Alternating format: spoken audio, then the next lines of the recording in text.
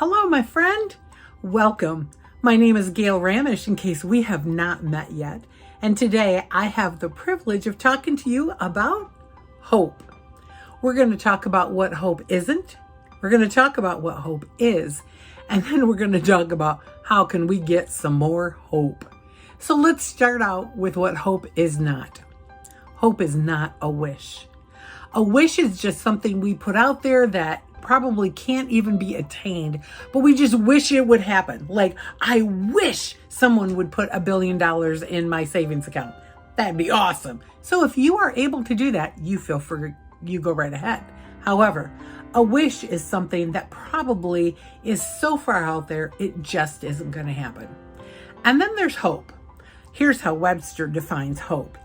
Webster says hope is a feeling of expectation and desire for a certain thing to happen. But when we talk about hope, we talk about a biblical hope. And for a Christian, our hope is rooted in the confidence that we have in God. It's just not some random hope. It's rooted in God, in His unchanging character and His reliable word. If you've been around Unveiled, you know that I talk about a lot that God's word is where we land and stand. That is going to be it for us, His word.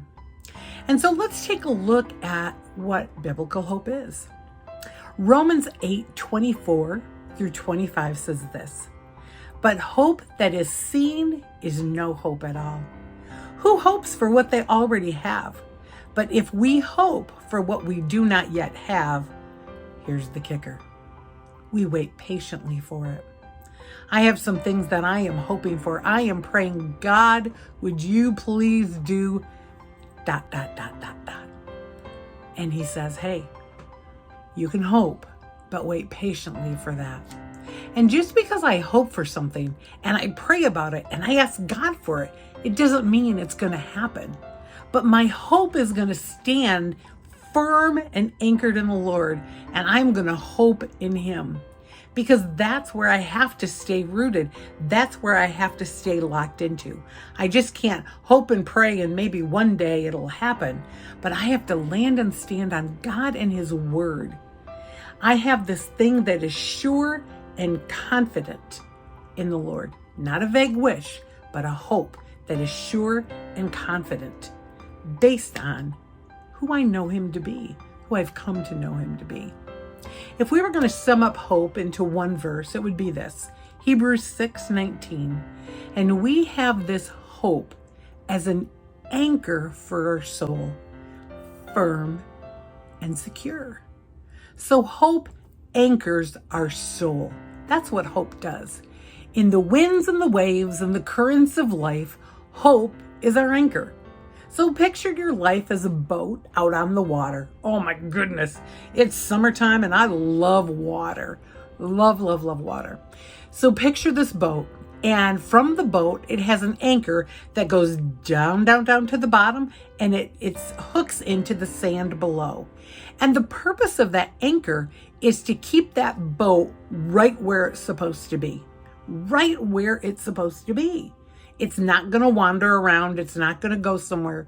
It stays secure because of the anchor. But the winds and the waves come and it tosses that little boat about. But if it's got its anchor rock solid down there in that sand, hooked and steady, then the winds and the waves can come, but the boat's not going to go anywhere.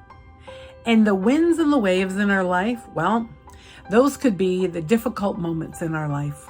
It could be the things that we see around us that we go, oh, that's not okay.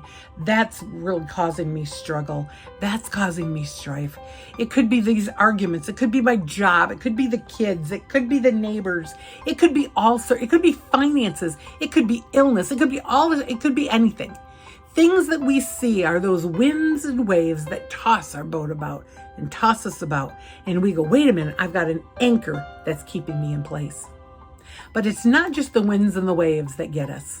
It's the currents, the things that are below the surface that nobody else sees. But man, we feel them because they pull our boat around and we feel those currents.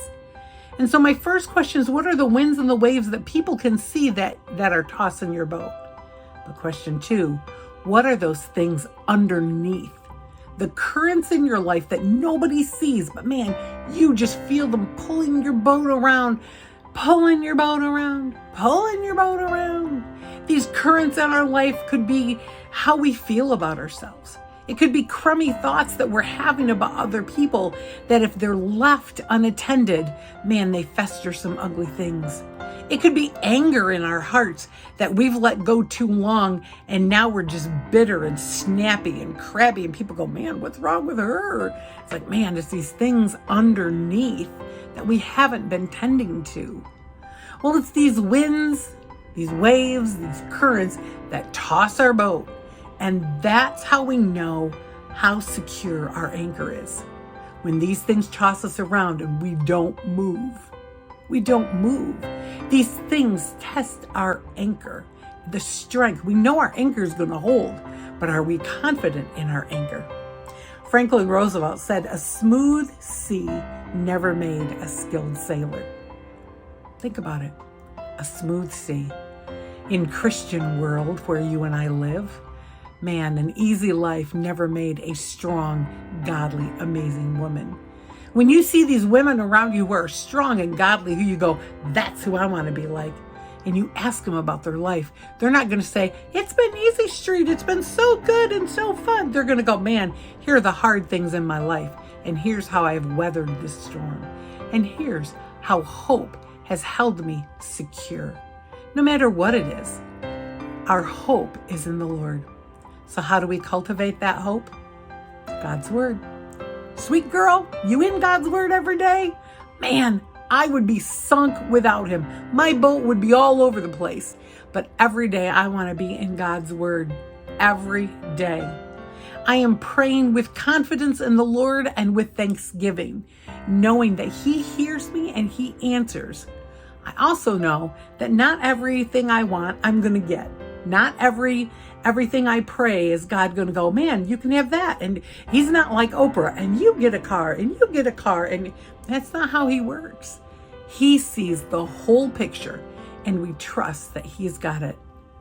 We lean into our sisterhood. That's why at Unveiled we come together so often, because we need each other. We need to remind each other who we are and whose we are.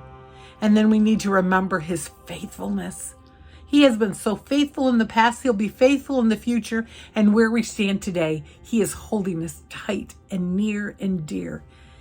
Sometimes that gratitude journal or just a memory board or somewhere where you can keep track of, here's what the Lord has done.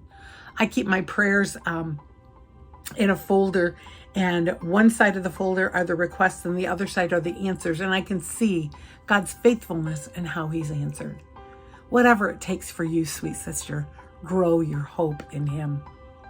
You are rooted in a living and unshakable hope. Firm even when those storms batter your soul. You are anchored in hope. And our hope has a name. And his name is Jesus.